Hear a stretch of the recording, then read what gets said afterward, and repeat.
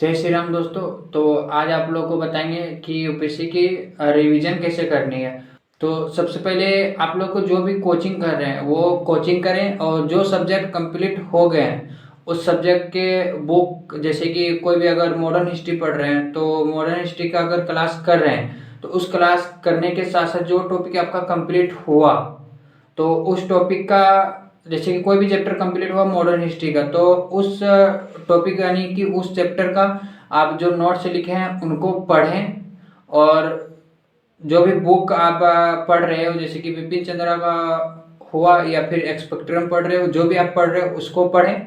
और पढ़ के याद नहीं करनी है, उसको रीडिंग मारना है सिर्फ, मतलब कि माइंड कंसंट्रेट करके। ऐसा नहीं कि यहाँ पढ़ रहे हैं ध्यान कहीं और है, ऐसा नहीं होनी चाहिए। जहाँ पढ़ रहे हैं ध्यान वहीं रख कर आप सिर्फ रीडिंग मारें। और जो भी सब्जेक्ट आप कंप्लीट कर रहे हैं फिर उसके आगे अगर पढ़ने के बाद एक सब्जेक्ट कंप्लीट हुआ फिर आप दूसरे सब्जेक्ट की कोचिंग कर रहे हैं, तो ये नहीं करना है कि जैसे कि आपका मॉडर्न हिस्ट्री कंप्लीट हुआ था तो मॉडर्न हिस्ट्री को छोड़ दें और उस सब्जेक्ट पर ध्यान देने लगे, ऐसा नहीं करना है।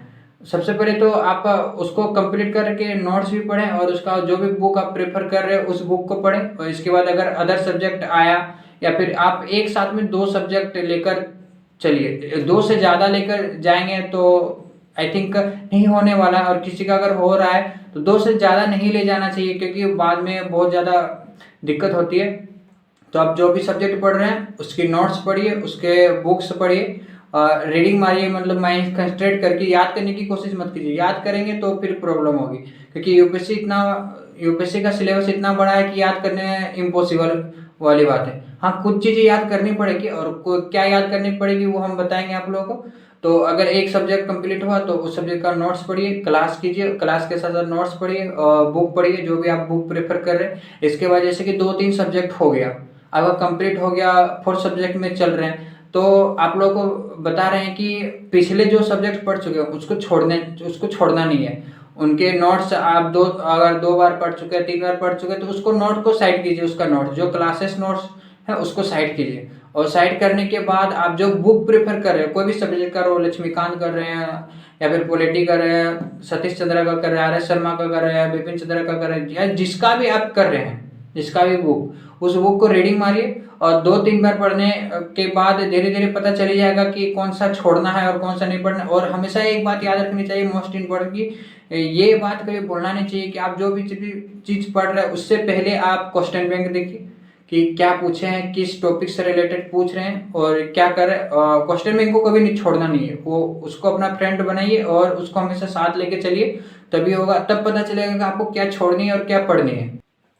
और आप लोग का आंसर राइटिंग का चक्कर में मत रहिए कि अभी से थोड़ा एक सब्जेक्ट पढ़े, कोई बता दिया कि आंसर राइटिंग करो, ये करो वो करो, तो आंसर राइटिंग नहीं करनी है आप लोगों को। सबसे पहली बात, आंसर राइटिंग कब करनी है वो भी बताएंगे, कि अभी सिर्फ इसी तरह करके आप लोगों को आगे पढ़नी है, बुक पढ़नी है, उसके नोट्स पढ़नी है, और क्लासेस के साथ जब कंप्लीट हो जाए तो आई थिंक यूपीएससी एग्जाम आप कब दे रहे हैं इस पर भी डिपेंड करता है कि आप कब दे रहे हैं। जैसे कि एक साल के अंदर अगर दे रहे हैं तो क्लास के साथ साथ एक साल अगर आपके पास बचा रहा है, आप बोलेंगे कि क्लास भी करेंगे और यूपीएससी का देंगे, तो आई थिंक बहुत ज़्यादा मुश्किल होगा, मुश्किल ही नहीं बहुत ज़्यादा मुश्किल होगा। तो आप क्लास कोचिंग कंप्लीट करने के बाद मिनिमम 6 मंथ खुद को देना पड़ेगा रिवीजन को, जिसमें कि आप आंसर राइटिंग करेंगे, रिवीजन करेंगे, और कुछ चीज़ जो कि याद करने वाली चीज़ रहती है उसको याद करना पड़ेगा। बुक पढ़ते समय बहुत कोई ये क्या करते हैं कि अंडरलाइन करना स्टार्ट कर देते हैं, तो आप लोग को बता देना चाहते हैं कि बुक पढ़ने के बाद भी अंडरलाइन करनी है, पर अब भी नहीं करनी है। अब कम से कम मिनिमम तो 3 टाइम्स पढ़ने के बाद ही अंडरलाइन करनी है, और चैप्टर छोड़ दी कि कौन सा चैप्टर छोड़े, कौन सा अंडरलाइन करे उसके बाद में पढ़े। ऐसे अंडरलाइन नहीं करनी, नहीं तो पता चलेगा कि आप सारा बुक ही हाईलाइट कर दिए और कुछ ही ऐसा चीज़ बचेगी जिसको आप हाईलाइट नहीं किया, उल्टा हो जाएगा। और आप लोग को बताते हैं कि शॉर्ट नोट्स के बारे में, कि शॉर्ट नोट्स कब बनानी है और क्या करनी है। तो सबसे पहले कि आप लोग क्लासेस कर रहे हैं और तो आप लोग को अभी शॉर्ट नोट्स नहीं बनानी है। शॉर्ट नोट्स कम समय में बहुत ज़्यादा पढ़ने के लिए चीज़ होता है, और शॉर्ट नोट्स आई थिंक आप जब एग्जाम दे रहे हैं उससे 6 मंथ पहले ही बनानी चाहिए, ताकि मतलब कि आप शॉर्ट नोट्स ये चीज़ होती है कि आप कम समय में मतलब उसको रिवीजन कर रहे हैं, कि आपका सारा चीज़, अगर कोई आप कहानी ही जानते हो तो मतलब कि आप कोई भी कहानी जान रहे हो उसको अगर कुछ याद करना है, मेन टॉपिक कोई मतलब शॉर्ट नोट्स में लिखा जाता है, सारा कहानी तो आप लिख नहीं सकते हैं। तो शॉर्ट नोट्स अभी नहीं बनानी है, सारा रिवीजन होने के बाद ही शॉर्ट नोट्स बनाए जाते हैं कि उसका अगर 3-4 लाइन का चीज रहो या फिर एक पैराग्राफ का रहो तो उसके एक वर्ड में ऐसा शॉर्ट नोट्स बनाया जाता है कि एक वर्ड लिखने के बाद ही उसको अगर सिर्फ याद हो जाए तो सारा पैराग्राफ आपको याद होनी चाहिए। तो अभी नहीं बनानी है, लगभग 5-6 बार पढ़ने के बाद यानी कि रिवीजन आपका हो जाए तो फिर शॉर्ट नोट्स बनानी है। और आंसर राइटिंग के चक्कर में मत रहिए और शॉर्ट नोट्स के चक्कर में मत रहिए, अभी क्लासेस कीजिए, बुक रीड कीजिए। बुक रीड 4-5 टाइम करने के बाद ही सारा समझ में धीरे धीरे आने लगता है और क्या छोड़ना है क्या नहीं छोड़ना है इसको, इसके कंफ्यूजन के लिए आप क्वेश्चन बैंक देखिए और हमेशा क्वेश्चन बैंक को साथ लेकर चलिए। और आपका सारा कोचिंग कंप्लीट हो गए तो उसमें से 2 ही 3 सब्जेक्ट को आप पकड़िए, ये नहीं कि हम सारा सब्जेक्ट याद कर रहे हैं, ऐसा नहीं। 2 सब्जेक्ट को पढ़िए और उसका मतलब कि सारा सोर्स उठाइए, एक नहीं, आप जिससे भी मतलब कि कर रहे हो। और ज़्यादा से ज़्यादा बुक नहीं रखना है, एक ही बुक काफ़ी है उसके लिए। तो आप वो बुक पढ़ रहे हैं, उस बुक को पढ़िए और अच्छे से पढ़िए और उसमें से आप खुद का भी नोट्स बनाइए। और आंसर राइटिंग तब करनी है जबकि आपका रिवीजन करना स्टार्ट कर दिए और कोई टॉपिक आपका फुल्ली तरह से रिवीजन हो चुका है, कोई भी टॉपिक रहे तो आप उस टॉपिक का आंसर राइटिंग करना चाहते हैं। और आंसर राइटिंग तब करनी है क्लासेस के साथ आंसर राइटिंग करना, क्लासेस कवर करना, फिर पीछे का पढ़ना आगे का पढ़ना मुश्किल हो जाता है। तो तब आंसर राइटिंग करनी है। आप लोग कंप्लीट होने के बाद आप रिवीजन कर रहे हैं, रिवीजन के टाइम रिवीजन कीजिए, आंसर राइटिंग कीजिए। और आंसर राइटिंग के लिए आप लोग को क्वेश्चन बैंक के क्वेश्चन देखिए, वेबसाइट से क्वेश्चन लीजिए और टेलीग्राम पर भी बहुत सारे टीचर्स के या फिर कोचिंग के नोट्स रहते हैं तो उसमें से भी क्वेश्चन मिल जाएगा। वेबसाइट के जो कि अच्छे आपको जो कोचिंग अच्छा लगे उनकी वेबसाइट पर जाइए, वहाँ भी क्वेश्चन मिलेंगे, क्वेश्चन मिलेंगे, उनसे क्वेश्चन उठा के आंसर राइटिंग कीजिए। और चेक करने के लिए आप टेलीग्राम का हेल्प ले सकते हैं कि बहुत सारे ऐसे होते हैं कि ग्रुप होते हैं कि जहाँ चेक कर देते हैं कि बता देते हैं कि सीनियर सब की कैसे मतलब कि कहाँ गलती कर रहे हो नहीं कर रहे हो।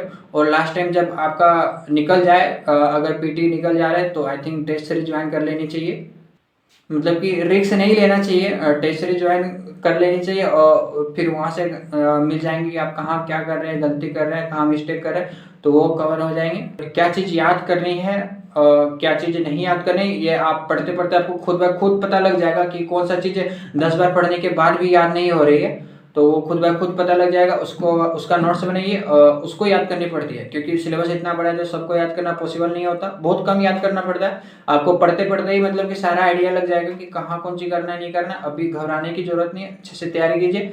और जहाँ तक रही करंट अफेयर की बात, तो अभी से आई थिंक सब बोलते हैं कि जितना भी टॉपर्स हैं तो यही बोलते हैं कि करंट अफेयर हिंदी के लिए थोड़ा सा दिक्कत होती है बट ज़्यादा भी दिक्कत नहीं है। तो आपको हर मतलब कि टॉपर्स यही करते हैं कि आप मंथली मैगजीन पढ़िए, कोई भी कोचिंग करें जो आपको अच्छा लगे, जो भी कोचिंग आप प्रेफर करना चाहते हैं उसका आप मंथली मैगजीन पढ़िए, मंथली मैगजीन पढ़िए। और टुडे के लिए, टुडे करंट के लिए आप कोई भी कोचिंग का वेबसाइट पर जाइए, वहाँ टुडे का करंट अफेयर्स दिया हुआ रहता है एक दिन, जैसे कि आज की है तो वो कल का दिया हुआ रहेगा आज में, और उससे रिलेटेड आपको पीटी का क्वेश्चन मिल जाएगा, मेंस का क्वेश्चन मिल जाएगा उस टॉपिक से रिलेटेड। तो आप किसी भी कोचिंग का वेबसाइट पर जाइए, वहाँ आपको मिल जाएगा टुडे के करंट अफेयर के लिए और मंथली करंट अफेयर के लिए मंथली मैगजीन पढ़िए।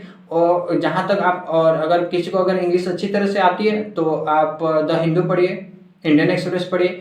बट आई थिंक और सब यही बोलते हैं कि बहुत कम के, और आई थिंक हमको लगता है कि हिंदी करंट अफेयर के लिए ये दैनिक जागरण, प्रभात खबर, ये पेपर सिर्फ टाइम वेस्ट होगा। और हिंदी मीडियम के लिए मंथली मैगजीन पढ़िए और मंथली मैगजीन के साथ साथ टुडे अगर करंट अफेयर तो उसके लिए कोचिंग के वेबसाइट फॉलो कीजिए। बताते हैं कि बुक कैसे पढ़नी है, जैसे कि आप लोगों को दिखाते ये आई थिंक फ्रंट कैमरा चालू है तो अच्छा से दिखाई नहीं देगा। तो ये जैसे कि बुक है तो इसमें से आप लोग को इसमें से देखनी है कि ये हिस्ट्री का मॉडर्न हिस्ट्री का बुक है बिपिन चंद्र का।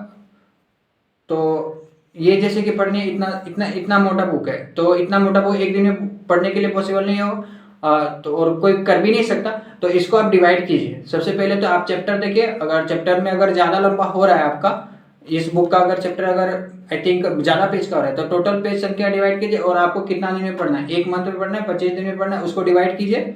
और डिवाइड करने के बाद एक दिन में जितना होता है उतना आप पढ़िए अच्छे से। अगर एक चैप्टर में अगर कम है, जैसे कि हुआ कि 15-20 पेज है, तो आप एक चैप्टर बाय चैप्टर कर सकते हैं कि पर डे एक चैप्टर, या फिर यदि पर डे एक चैप्टर पढ़ने से अच्छा रहता है कि कोई भी अगर टॉपिक को ले लो वो टॉपिक खत्म हो जाए और पेज पर डिवाइड करके आप पढ़ेंगे तो उसमें से क्या होगा कि आप इस चैप्टर का थोड़ा सा पढ़ लिया और उस चैप्टर का फिर थोड़ा सा पढ़ लिए तो खिचड़ी हो सकता है। तो वो बाद में करनी है। आई थिंक 2-3 बार पढ़ने के बाद आप पेज बाय पेज डिवाइड कीजिए। अभी I think chapter by chapter आप पढ़िए। वो चैप्टर पढ़ने के बाद मतलब कि हर दिन एक चैप्टर, तो ज़्यादा इतना मोटा बुक आई थिंक ज़्यादा दिन नहीं लेगा, 20-25 दिन में कंप्लीट हो जाएगा। कोई भी अगर बुक है तो इसी तरह से पढ़ना चाहिए, कोई भी बुक है। पॉलिटी पढ़ रहे हो, मॉडर्न हिस्ट्री पढ़ रहे हो, ज्योग्राफी पढ़ रहे हो, तो आप डिवाइड कीजिए कि आपको कितना दिन में कंप्लीट करना है। आई थिंक 20 से 25 दिन नहीं लेने चाहिए, या फिर मैक्सिमम 1 मंथ। ऐसा इतना मोटा है नहीं। अब पॉलिटी का तो ज़्यादा है, तो आई थिंक ज़्यादा दिन लग सकता है। तो उसमें से आप डिवाइड करके पढ़िए कि जितना पेज है उसको डिवाइड कीजिए, और डिवाइड करके एक दिन में कितना पढ़ना है ये आप खुद से तय कीजिए कि आप कितना आपके अंदर आपके कैपेसिटी है। तो उस तरह से आप पढ़िए, अच्छे से कंप्लीट होगा जल्दी। आज के लिए इतना ही। अगर आप लोगों को थोड़ा सा भी हेल्पफुल लगा तो वीडियो को शेयर कर दीजिए, चैनल को सब्सक्राइब कर दीजिए। Thank you. राधे राधे।